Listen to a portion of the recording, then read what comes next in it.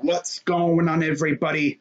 Crazy Dog back with another video, and this will be my Browns Jets Week 16 preview as my 10-4 Cleveland Browns return to MetLife Stadium for their final road game of the regular season as they face off against the 1-13 New York Jets. And of course, this is a huge game for the Browns when it comes to playoff implications, because if the Browns win and we get some help from the Raiders, Giants, or Steelers, then the Browns would officially clinch a playoff spot for the first time in 18 years. Now, believe it or not, there are two scenarios where the Browns would be fighting for the AFC North title next week in Cleveland against the Steelers. In scenario number one, let's say the Raiders win, but the Steelers lose. Well, in that scenario, we would already have a playoff spot because, of course, we win and the Raiders win. So we'd have a chance at the division title, but at least we would have a playoff spot to fall back on in case we lost. In scenario number two, this is what I would call the division title or bust scenario, because for us, it's either you win the division title or you miss the playoffs.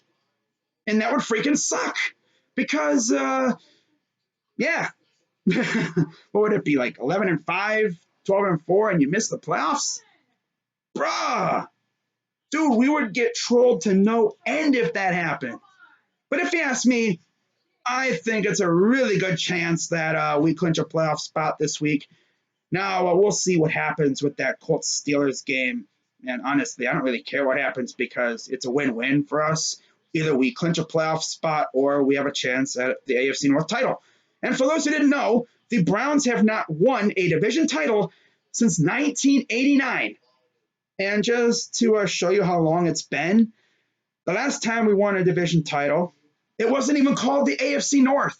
It was called the AFC Central, and the Titans were in Houston, and they were referred to as the Oilers. There's a little history lesson for you. How about that? I wasn't even thought of yet. Like, I was a couple years from being born, bruh. Bro, that's freaking crazy, man. 1989. Now imagine, all right, we come out of nowhere and steal the division from right under the Steelers' noses. Imagine that. Everyone thought the Steelers had this division locked up a couple weeks ago. But then, I've been watching them in the past couple weeks, and they've been fumbling the bag. And now we're only one game behind them. They may mess around, and they may literally be fighting for the division next week in Cleveland. Imagine that. That's when I wish we could have had a full stadium, because I tell you one thing, if you thought Monday Night Football would have been lit, imagine next week. Division title on the line at First Energy Stadium. That place would have been rocking. But no, we're still going to have like 12,000 people there. And the way it's been sounding, that place is still getting loud, but it would have been over the top if that place would have been sold out. But hey, I'm not complaining. At least we have fans at our games, right? We could have been like MetLife and have nobody there, for real. But, we'll see what happens. Of course, knowing us, we're going to get no help from anybody. It's just the way it's been. Wouldn't be surprised, but I could see the Raiders pulling it off. And of course, the Raiders and Dolphins play on Saturday night. So that means the Browns could be walking in the MetLife Sunday morning, knowing damn well that all they got to do is win and they're in. The only thing we wouldn't know is would we be playing for the AFC North title or not. And of course, we would find that out shortly after our game. Maybe even before, who knows? Because, of course, we play at the same time as the Colts and Steelers, which kind of sucks, I wish they were playing later in the day, like 4 o'clock or something, because honestly, I would probably stream that game. But, oh well, I'll be keeping you guys updated on the score of that game, as always. But, yeah, talking about this Jets game, the Jets suck. Right off the bat, they suck. They're 1-13. A couple weeks ago, they got steamrolled by the Seahawks. And then, of course, they come out of nowhere and beat the Rams, of course. Leave it to the Rams to give them their first win. But hey, at least you guys won't be going 0-16, right? I'm sure Jet Central and Gangrene David have really struggled to making videos this year. Trust me, I know that feeling. Coming from a fan who went 1-31 in 2 years, bro. That's tough. Heading into this year, I did not see this from the Jets. I thought they were going to be decent. I think they won, 7 games last year? Damn. You go from winning 7 games last year to winning like 1 game this year so far? Oh, damn. Yeah, Adam Gase is fired. If you guys keep Adam Gase, I don't know what the hell kind of drugs your freaking ownership is on, because damn, bro, you keep a freaking coach who went 1-15. Of course, we kept a coach who went 0-16. So, yeah, tough.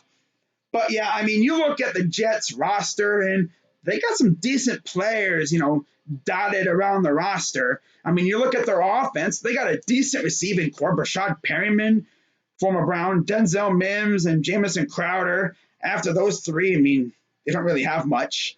Their offensive line really isn't all that good. You have Mekhi Becton at left tackle. You have Pat Elflin, Connor McGovern. You have George Font. You have Connor McDermott. I mean, not the worst, but yeah, it ain't that great. And not to mention, you're facing off against our front four, Myles Garrett, Sheldon Richardson, who I think will be all right for this game. I believe he had a neck injury against the Giants, but I guess x-rays were negative, and he should be fine, hopefully. And Larry Ogunjobi and Olivier Vernon. But maybe Myles is feeling a lot better, I'm sure.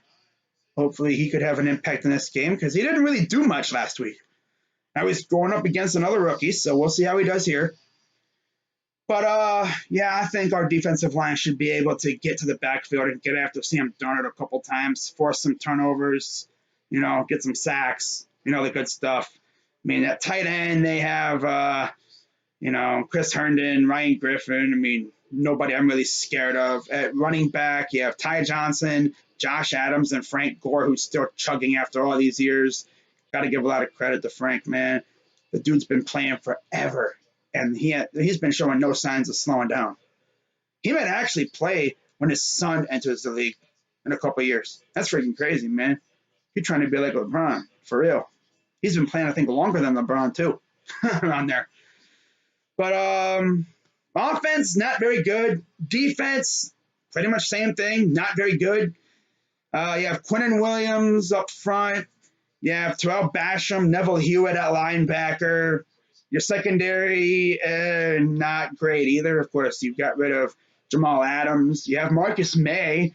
He's honestly the best player in your secondary. Lamar Jackson. Yeah, they have a corner named Lamar Jackson, kind of like we have a corner named A.J. Green. That's pretty interesting. Elijah Campbell, Corey Ballantyne. You have Basson Austin, JT Hassel, former Brown practice squad guy. Nothing really crazy there. Of course, you'd be going up against a receiving core who has been balling out as of late, especially Jarvis. So, yeah, I wish your secondary best of luck in guarding our receivers. And it all really depends on the strategy for our offense. Are we going to do what we've been doing the past couple games and light you up through the air? Or are we going to bludgeon you in the head with our rushing attack? I guess it all depends on the weather. If it's nice out, expect Baker to light you up through the air. But if there's precipitation and stuff, if the weather is like it was against the Texans, the Raiders, and the Eagles, expect a heavy dose of Chubb and Hunt. But honestly, we should win this game with relative ease. As long as we come out here, focused and on our A game, yeah, we should win this game relatively easy. But, I mean, you never should underestimate a professional football team, but the Jets are just not good. They're not good at all. The way I see it, if they can't stop Chubb and Hunt, game's over. Because those two get going, that opens up the passing game, and then you're essentially screwed. Then if our defense is feasting, yeah, you're definitely screwed. Now, looking at the 3 keys to victory, as usual, key number 1, establish the run, get Chubb and Hunt going. And if they get going, Yeah, that's it. Like I said, it's GG's at that point. Key number 2, get after Sam Darnold, force turnovers, get sacks, really make life miserable for him. And then key number 3, same as always, be smart. No dumb penalties and no turnovers. As you've seen, when we don't turn the ball over and when we force turnovers, we're really good. And Baker's been really good with taking care of the ball the past couple weeks. He only has like 1 interception in his last couple games, which is very impressive.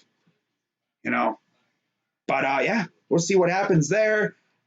And then my player to watch for this week, I'm going to say it's Nick Chubb. I think it'll be Nick Chubb. It'll be interesting to see what he can do this week. He's been rolling ever since he came off the injured list or whatever, since he came back. He missed a couple games, and he's still probably going to get 1,000 yards, which is insane.